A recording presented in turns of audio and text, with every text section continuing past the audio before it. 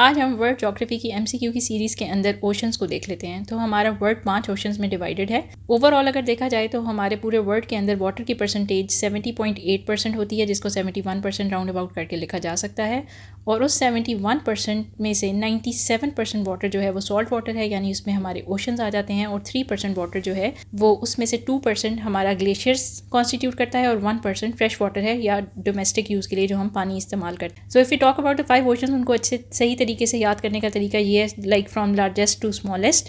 उसके लिए एक एब्रीविएशन है पैसा, यानी सबसे पहले पैसिफिक ओशन आ जाता है, फिर अटलांटिक ओशन आ जाता है, उसके बाद हमारे पास इंडियन ओशन आ जाता है, फिर साउदर्न ओशन आ जाता है और फिर हमारे पास आर्कटिक ओशन आ जाता है। तो सबसे पहले हमारे पास है पैसिफिक ओशन, जो सबसे बड़ा ओशन है। और एमसीक्यू में ये भी पूछा गया है कि पैसिफिक का मतलब क्या है। तो पैसिफिक का मीनिंग होता है डॉर्मेंट या फिर इनएक्टिव, या फिर ये पूछा जाता है कि पैसिफिक को इनएक्टिव क्यों कहा जाता है। Then comes another MCQ that Pacific Ocean is the deepest ocean of the world। और डीपेस्ट के साथ साथ ये भी पूछा जाता है कि उसका डीपेस्ट पॉइंट कौन सा है। तो सबसे डीपेस्ट पॉइंट हमारे पास मैरियाना ट्रेंच है और उसकी डेप्थ 11 किलोमीटर है। पैसिफिक ओशन के बाद हमारे पास आता है Atlantic Ocean. Atlantic Ocean is towards the east of North America and South America and it is towards the west of Europe and Africa.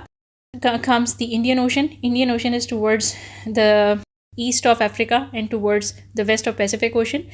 Indian ocean की लोकेशन आप लोगों को नज़र आ रही है। इसके बाद हमारे पास आ जाता है southern ocean. Southern ocean is towards the south and it is above the Antarctica. Southern के बाद हमारे पास आ जाता है Arctic ocean. Arctic ocean is located towards the north of the map.